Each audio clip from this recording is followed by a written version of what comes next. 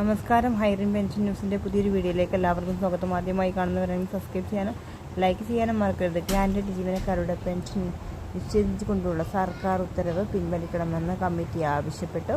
വിവിധ വകുപ്പുകൾ സംബന്ധിക്കുന്ന 200ഓളം ഗ്രാൻഡ് സ്ഥാപനങ്ങളുടെ കേരളത്തിൽ ഇത്തരം സ്ഥാപനങ്ങളിൽ നിന്ന് വിരമിക്കുന്നവരുടെ പെൻഷൻ നിഷേധിക്കുന്നത് കാരണമാകുമെന്ന് ഈ ഉത്തരവ് പിൻവലിക്കണമെന്നും ആവശ്യപ്പെട്ടു. കൂടാതെ പെൻഷൻ പരിഷ്കരണം നടപ്പിലാക്കണമെന്ന് ആവശ്യപ്പെട്ട് സംഘടന ഈ മാസം 27-ന് കളക്ടറേറ്റിന് മുന്നിൽ വെച്ച് മാർച്ച് നടത്തും. ഇതിന്റെ ഭാഗമായിട്ടുള്ള എല്ലാ കൺവെൻഷനുകളും പൂർത്തിയായി. നിയോജക മണ്ഡലം കൺവെൻഷനുകൾ 23 പൂർത്തിയാക്കാൻ നേതാക്കൾ അറിയിച്ചു.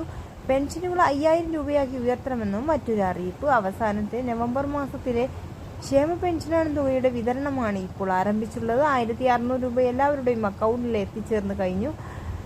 ഈ മാസം അവസാനത്തോടു കൂടി, അതായത് 20-നും 30-നും ഇടയിൽ പെൻഷൻ വിതരണം ചെയ്യുമെന്ന് സർക്കാരിന്റെ അറിയിപ്പ് പ്രകാരം മാസം വീണ്ടും ധനസഹായം എത്തിച്ചേരുകയാണ്. അതുകൊണ്ട് തന്നെ ഈ മാസം 3200 രൂപ ഓരോ ഗുണഭോക്താക്കൾക്കും ലഭിക്കുന്നത് 2024 മാർച്ച് മാസം മുതൽ സർക്കാർ കൃത്യമായി പെൻഷൻ വിതരണം ചെയ്തുകൊണ്ട് നവംബർ നൽകിയത് കുടിശ്ശികയാണ്. അതുകൊണ്ട് തന്നെ തനത് മാസത്തിലെ തുകയാണ് ഇനി ലഭിക്കാനുള്ളത്. 60 ലക്ഷത്തോളം വരുന്ന പെൻഷൻ പേർക്കാണ് 24 ലക്ഷം പേർക്കാണ് അക്കൗണ്ടുകൾ വഴി